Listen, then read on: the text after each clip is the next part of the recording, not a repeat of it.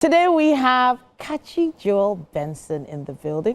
He's a Nigerian documentary filmmaker, VR creator, and creative director on VR 360 Stories. With over a decade of storytelling experience, he pioneered virtual reality filmmaking in Nigeria with Bakassi and gained global acclaim for Daughters of Chibok, which won the Venice Lion in 2019. Now, his work has been showcased worldwide, earning him recognition among New Africans' top 100 most influential Africans and Forbes' top 50 XR experiences. I also hear he won an Emmy. Now I can take a breath, but I believe she needs no introduction. One of the most influential names and brands in Nollywood today, veteran actor, the amazing Silva is also joining us on Wake Up Nigeria. It's great to have you here, Auntie Joke. Thank you for having me. Thank you. And please for having permit me to call you Auntie. I can't just be calling you Joke. I can't. The Nigerian in me doesn't allow me. Yeah. You are very permitted to be culturally correct. Thank you. Yes. Thank you. Yes. Welcome to Wake Up Nigeria. Thank you. Now, Kachi, you went from a self-taught cameraman or camera operator, as we like to call them now. You were experimenting for about a decade, and then suddenly you're an Emmy award-winning director. You need to talk to us about how that transition from who you were then and who you are now. Talk to us about that story. There's no transition per se. You just keep doing it, you know, and then I guess someday something happens and then it becomes like, oh, wait a minute, where has it been all this while? But I think it's the years of work and consistency. They give this example about taking a little hammer and just tapping on the wall, and you know, it can take you a long time, but then one day the wall just comes crashing down, and then you think that it just happened now, but it's been on for a while. So I think it's just like being genuinely connected to the work and loving it and taking it one day at a time. Sure. Yeah. And Auntie Joke, now one of the most notable names in our industry, you obviously came across Joel's project. When he came to you with Mothers of Chibok, which is the project we're talking about today, what was your first response? First response was, let me watch it.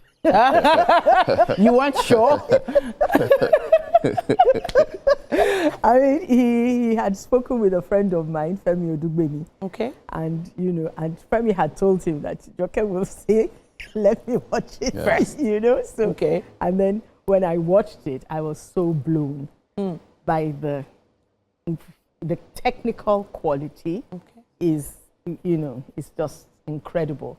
All the things that come together, whether it's the soundtrack, whether it's the pictures, whether it's the storytelling, the editing, all that.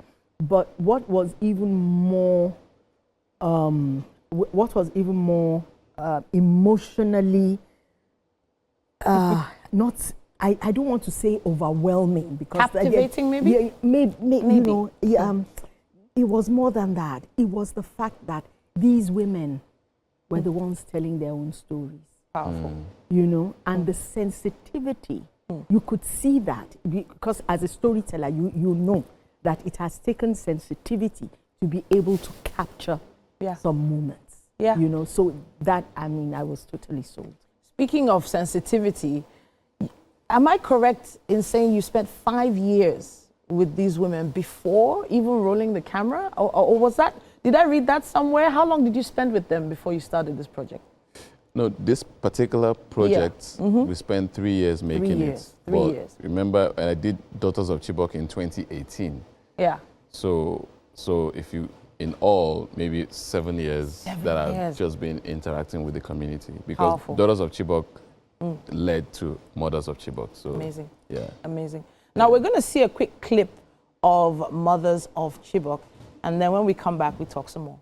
Oh, wow. Wow. Goosebumps, goosebumps, goosebumps. Woof. Now, you titled this Mothers of Chibok. You didn't call it Survivors of Chibok. You didn't call it Victims of Chibok. One would have assumed that you would have taken a political stance when it comes to, you know, the issue. But you decided to come from another angle. Talk to us about that. Motherhood. Yeah, I mean, at the end of the day, you know, I was just having a chat now with Auntie Joke, and we're talking about the human cost of, you know, whether it's insurgency, whether it's violence in communities. There's a human cost to it. You know, there's not statistics or data. It's human beings, actual people. Yeah.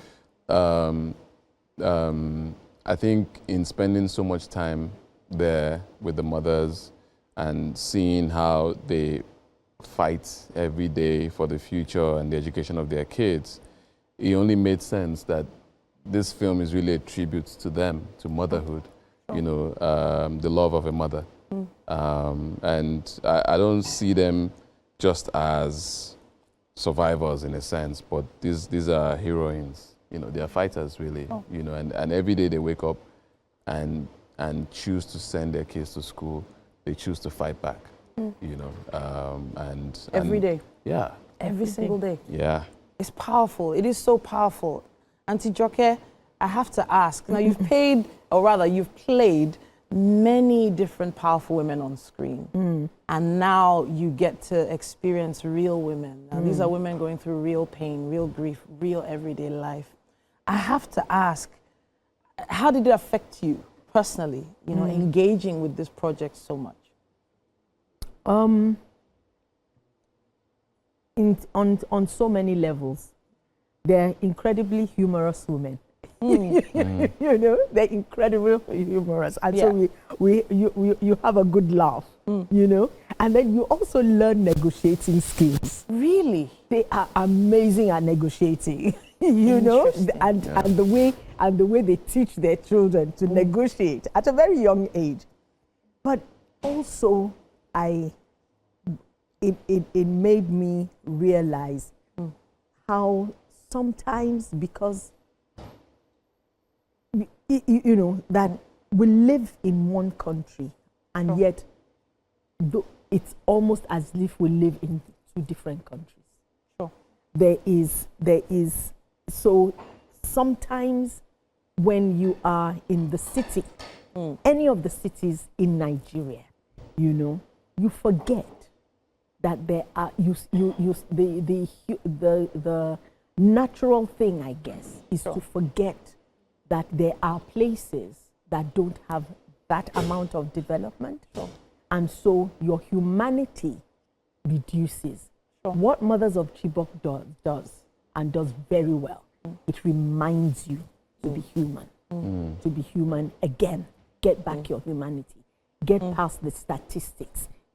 Know that there are human beings, like Kachi said, human beings behind any kind of trauma, any kind of crisis. They're human beings.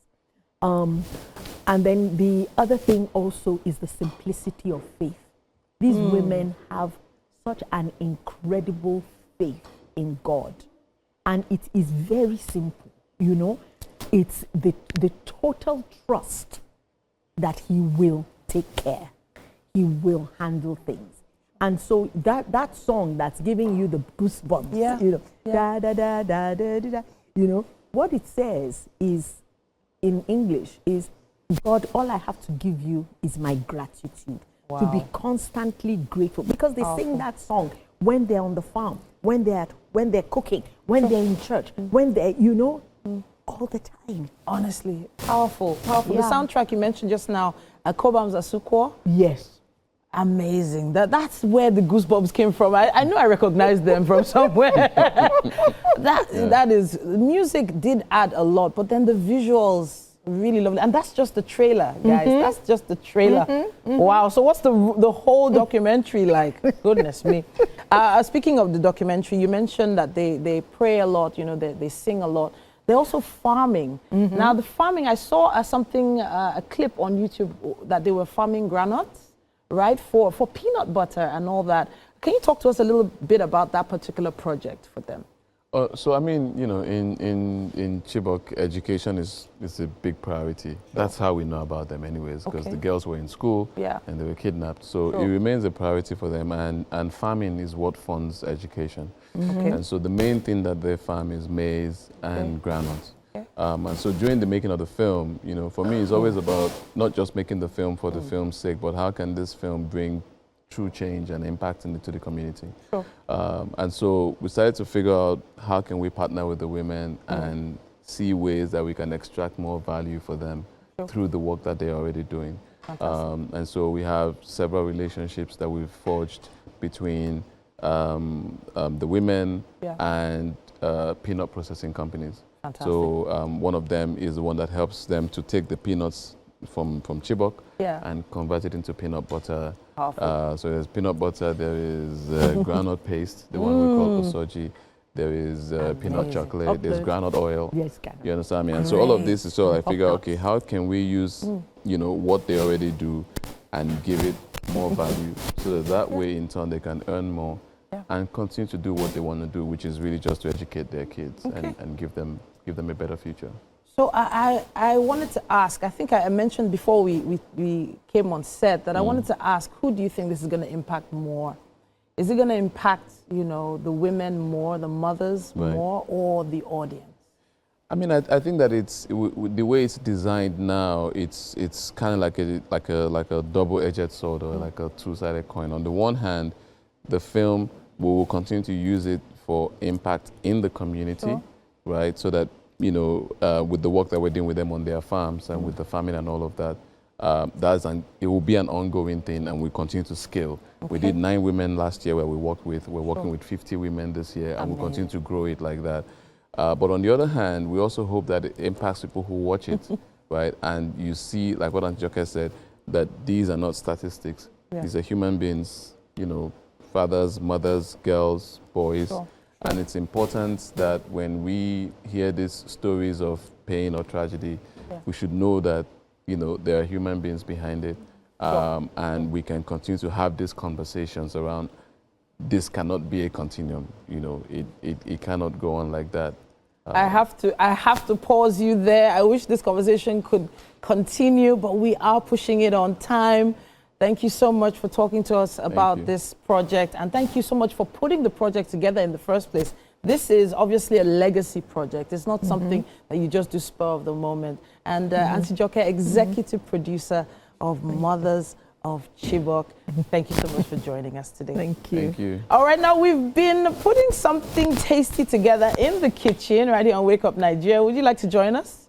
Yeah, just to have a taste? Sure. Yes, this is a TV show where we actually give you food. Okay. Yeah. Sounds good. All right, let's take a stroll. Okay. We made it. We made it. Okay. All right, now Chef Eva, talk to us about what you've prepared here. Okay, this is plantain moi moi. Oh, wow. With pap.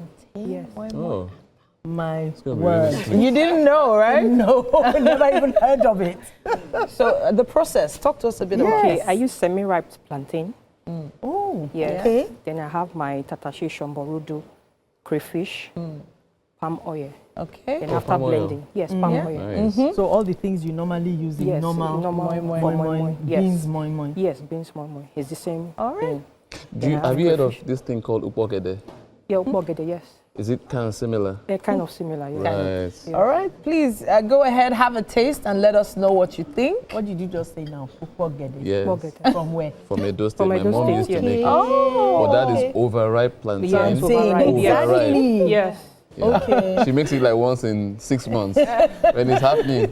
all right, please grab a fork, and here you go. Okay. Please grab a fork. Okay, you go first All right. and let us know your give us your verdict. Okay. How far? What do you think? I have to wait. Why are you waiting? Have a taste so that we can. No, I have to hear your opinion first. You know what's What? interesting? If you hadn't told me it was plantain, Really? You think it was beans? Seriously? I'm telling you, Nice. I wouldn't have known. I was about you, to Ma. say that. Oh, I'm glad you told me it was Beautiful. plantain so that I don't get the All shock. right then. But I've tasted it. Catchy? It's a lot of crayfish, huh? Yeah. Yes, there's a lot of Christians.